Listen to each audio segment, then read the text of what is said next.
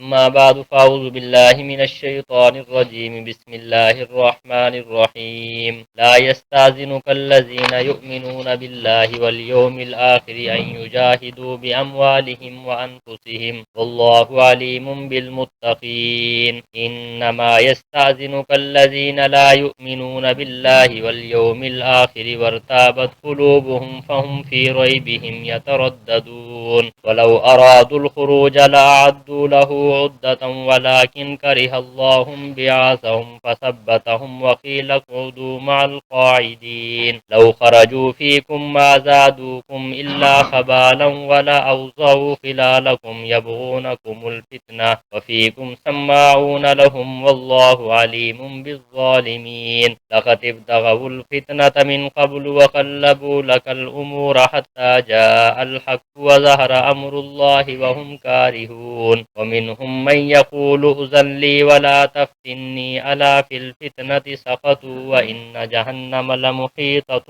بالكافرين صدق اللہ العظیم۔ محترم دوستو بزرگوں، پچھلے کئی دنوں سے غزوہ تبوک کا ذکر شروع ہے۔ ہمارے نبی سرور کائنات صلی اللہ علیہ وسلم کا سب سے جو آخری غزوہ ہے وہ غزوہ تبوک ہے۔ مفسرین نے لکھا ہے کہ سن 2 ہجری کے اندر جہاد فرض ہوا۔ ہمارے نبی سرور کائنات صلی اللہ علیہ وسلم ہجرت کر کے تشریف لائے تو سن 2 ہجری کے اندر اللہ تعالیٰ نے جہاد کو فرض فرمایا اور جہاد کا حکم ارشاد فرمایا۔ نبی کریم صلی اللہ علیہ وآلہ وسلم پر جب 2 ہجری کے اندر جہاد فرض ہوا تو 10 ہجری کے تک نبی کریم صلی اللہ علیہ وآلہ وسلم کی زندگی میں 27 غزوات ہوئے۔ نبی کریم صلی اللہ علیہ وآلہ وسلم کی اس 8 سالہ جب جہاد فرض ہوا تو اس 8 سال کے اندر 27 غزوات ہوئے اور سب سے آخری جو غزوہ ہے وہ غزوہ تبوک ہے۔ کل کے درس میں اس بات کو ذکر کیا جا چکا ہے کہ حضرت عثمان غنی رضی اللہ تعالیٰ عنہ اور دیگر صحابہ اکرام رضوان اللہ تعالیٰ علیہم اجمعین نے غزوہ تبوک کے موقع پر سخاوت کا مظاہرہ فرمایا اور حضرت عثمان غنی نے تو اتنی سخاوت فرمائی کہ اللہ کے پیارے نبی نے ارشاد فرمایا کہ آج کے بعد اگر عثمان کوئی عمل نہ بھی کرے تب بھی وہ جنت میں جائے گا۔ کل کے درس میں ان باتوں کو ذکر کیا جا چکا ہے اور یہ بات بھی آپ حضرات کی خدمت میں ذکر کر دی تھی کہ جب سرور کائنات صلی اللہ علیہ وسلم نے اعلان فرمایا کہ جہاد کے لیے جانا ہے تو نماز کے بعد یہ اعلان ہوا اور مفسرین نے لکھا ہے سرور کائنات صلی اللہ علیہ وآلہ وسلم کے زمانہ میں اور صحابہ اکرام کے زمانہ میں 100% نمازی ہوا کرتے تھے۔ جب نماز کا وقت ہوتا تو مسجدیں بھر جایا کرتی اور مسلمان جو ہے جوک در جوک شوق کے ساتھ ذوق کے ساتھ مسجد میں آتے اور نماز باجماعت ادا کیا کرتے تھے۔ یہ سستی ہو گئی، یہ نماز کا تاخیر کرنا ہو گیا، یہ صحابہ اکرام رضوان اللہ تعالی علیہم اجمعین کے دور میں نہیں تھا۔ نبی کریم صلی اللہ علیہ وسلم نے نماز پڑھائی، نماز کے بعد اعلان فرمایا کہ فلاں فلاں وقت میں تبوک کے مقام پر جانا ہے، تم تیاری کر لو۔ یہ اعلان فرمایا اور یہ بات بھی ارشاد فرمائی کہ جو لوگ یہاں پہ موجود نہیں ہیں ان تک بھی یہ بات پہنچا دو اور تیاری کرو۔ کوئی اپنے تیروں کو سیدھا کر رہا ہے، کوئی اپنی سواریوں کا انتظام کر رہا ہے، کوئی اپنی زیرہ کا انتظام کر رہا ہے۔ صحابہ اکرام رضوان اللہ تعالی علیہم اجمعین تیاری میں مصروف ہو گئے، لیکن منافقین جو ہے وہ طرح طرح کے بہانے لگانا شروع کر دیے۔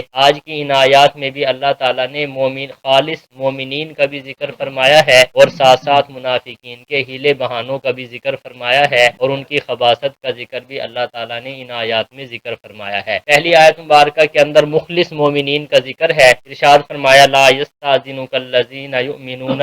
نہیں اجازت طلب کرتے آپ سے وہ لوگ جو ایمان لے کر آئے اللہ پر، والیوم الآخر اور آخرت کے دن پر، یعنی جو آپ پر یعنی اللہ اور اللہ کے رسول پر ایمان لے کر آئے اور آخرت کے دن پر ایمان لے کر آئے، یہ آپ سے اجازت طلب نہیں کرتے۔ صحابہ اکرام رضوان اللہ تعالی علیہم اجمعین اپنی تمام خواہشات کو چھوڑ کر نبی کریم صلی اللہ علیہ وسلم کے حکم پر لبیک کہنے والے تھے۔ جب ہمارے نبی نے یہ بات ارشاد فرمائی کہ تبوک پہ جانا ہے، گرمی کا موسم ہے، جیسا کہ واقعہ آپ کے سامنے ذکر کیا جا چکا ہے، لیکن کسی ایک مخلص صحابی نے بھی کوئی ہیلا بہانہ نہیں کیا، کوئی جو ہے آپ صلی اللہ علیہ وسلم کی اجازت طلب نہیں کی کہ میری فلاں مجبوری ہے، فلاں مجھے کام ہے۔ تو اللہ تعالیٰ نے انہی مومنین مخلصین صحابہ اکرام کا ذکر کرتے ہوئے فرمایا کہ جو اللہ پر اور آخرت کے دن پر ایمان لے کر آتے ہیں یہ آپ سے اجازت طلب نہیں کرتے۔ ان یجاہدوا باموالہم وانفسہم، کہ وہ جہاد کریں اپنے مالوں کے ساتھ اور اپنی اپنی جانوں کے ساتھ واللہ علیم بالمتقین، اللہ تعالیٰ متقین کو جاننے والے ہیں۔ اگلی آیات مبارکہ کے اندر انہی منافقین کا ذکر ہے۔ ارشاد فرمایا انما یستاذنک الذین لا یؤمنون باللہ،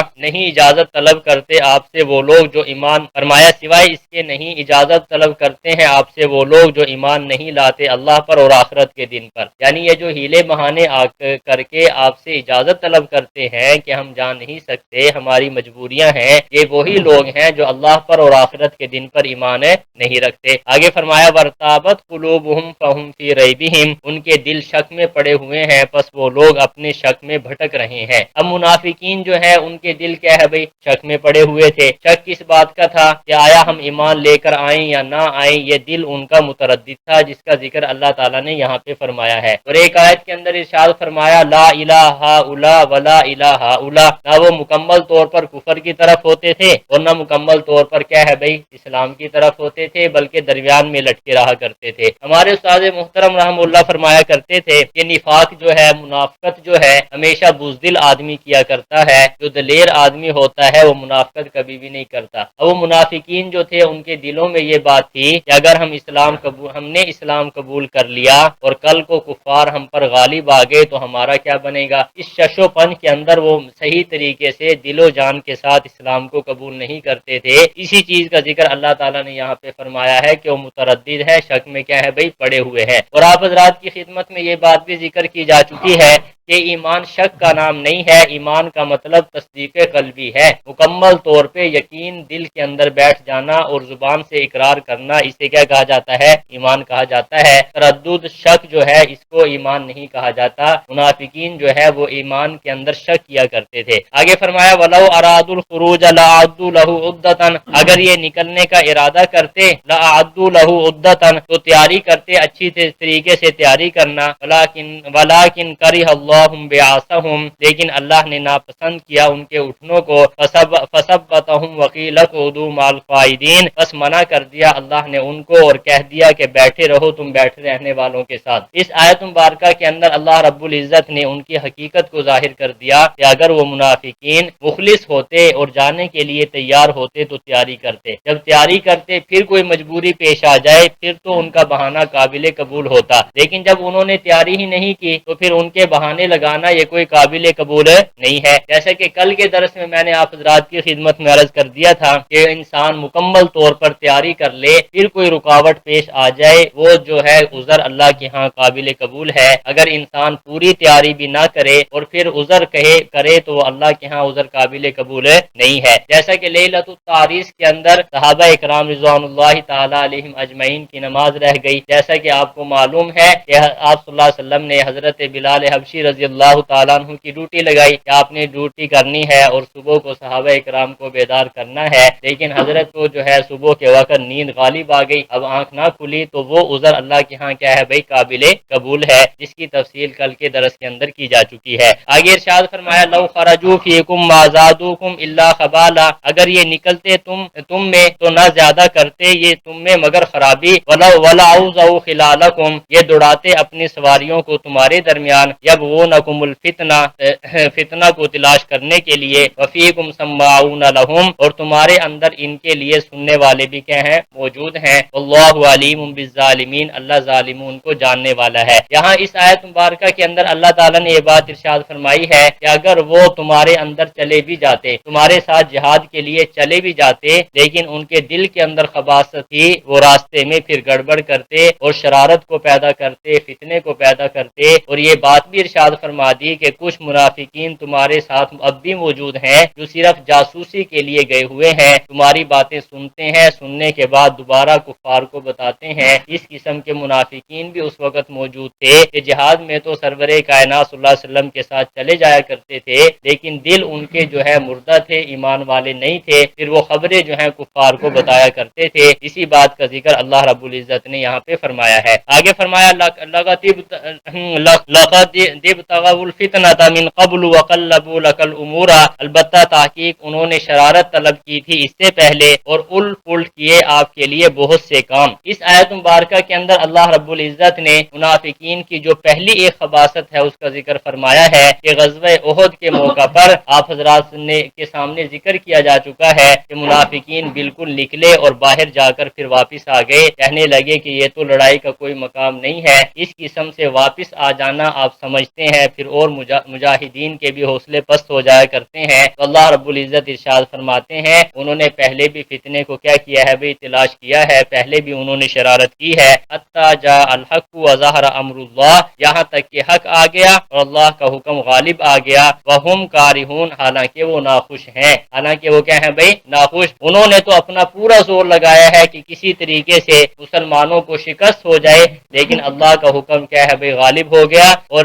جب اللہ کا حکم غالب ہو گیا وہ اللہ کے حکم غالب ہونے سے وہ خوش نہیں ہوتے۔ اگلی آیت مبارکہ کے بارے میں مفسرین نے لکھا ہے کہ انہی منافقین میں سے ایک شخص تھا جس کا نام تھا جد بن قیس، یعنی جد اس کا نام تھا اور اس کے والد کا نام کیا تھا بھئی قیس۔ جب سرور کائنات صلی اللہ علیہ وسلم نے اعلان فرمایا کہ چلو سارے کے سارے نکلو جہاد پر جانا ہے، میدان تبوک کے اندر جانا ہے، تو جد بن قیس سرور کائنات صلی اللہ علیہ وسلم کے پاس آیا اور آ کر کہنے لگا کہ اللہ کے نبی میں کمزور آدمی ہوں عورتوں کے بارے میں۔ یہ گفتگو وہ ہمارے نبی سرور کائنات صلی اللہ علیہ وسلم کے ساتھ کر رہا ہے۔ اب آپ اندازہ لگائیں اس کی گفتگو سے، وہ کہتا ہے کہ اللہ کے نبی میں کمزور آدمی ہوں عورتوں کے بارے میں، مطلب یہ ہے کہ عورتیں جب مجھے نظر آ جائیں تو پھر میں فتنے میں مبتلا ہو جاتا ہوں، غلط کام میں مبتلا ہو جاتا ہوں، اور مجھے یہ معلوم ہوا ہے کہ رومیوں کی جو عورتیں ہیں وہ سفید رنگ کی ہیں، اگر میں آپ کے ساتھ جہاد پر جانے کے لیے تو بالکل تیار ہوں، لیکن مجھے خطرہ ہے کہ کہیں وہاں جا کر میں فتنے کے اندر مبتلا نہ ہو جاؤں۔ یہ اس نے بہانہ لگایا سرور کائنات صلی اللہ علیہ وسلم کے سامنے۔ اللہ رب العزت نے ان آیات مبارکہ کو نازل فرمایا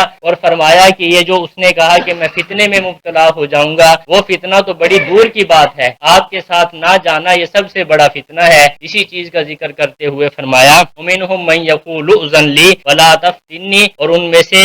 کوئی وہ بھی ہے جو کہتا ہے مجھے اجازت دے دو اور مجھے فتنے میں نہ ڈالو۔ یہ جد بن قیس کیا کہنے لگا کہ مجھے اجازت دے دو کہ میں جہاد میں نہ جاؤں، کہیں ایسا نہ ہو کہ اگر میں گیا تو فتنے میں کیا ہو جاؤں گا، مبتلا ہو جاؤں گا۔ اللہ تعالیٰ ارشاد فرماتے ہیں الا فی الفتنۃ سقطوا، خبردار فتنے میں تو وہ لوگ گر گئے ہیں، یعنی سرور کائنات صلی اللہ علیہ وسلم کے ساتھ نہ جا کر اور جہاد کی نہ تیاری کر کر وہ فتنے میں کیا ہو گئے بھئی مبتلا ہو گئے۔ وَإِنَّ جَهَنَّمَ لَمُحِيطَةٌ بِالْكَافِرِينَ، بے شک جہنم البتہ گھیرا ڈالنے والی ہے کس کی بھئی، کافروں کی۔ اب وہ لوگ سمجھا کرتے تھے کہ ہم لوگوں سے چھپ جاتے ہیں اور اللہ سے بھی چھپ جاتے ہیں، ایسی بات نہیں ہے۔ جب انسان لوگوں سے تو چھپ جاتا ہے لیکن اللہ تعالیٰ سے کوئی بھی چھپنے والا نہیں ہے۔ جب اس قسم کے بہانے انہوں نے لگائے اور سرور کائنات صلی اللہ علیہ وسلم کے سامنے بہانے لگا کر جہاد کے اندر نہیں گئے تو اللہ رب العزت نے کیا فرمایا کہ جہنم ان لوگوں کا کیا ہے بھئی احاطہ کرنے والی ہے۔ اللہ تعالیٰ ہمارے درس کو قبول فرمائے، ہمیں عمل کی توفیق عطا فرمائے۔ وآخر دعوانا الحمدللہ رب العالمین۔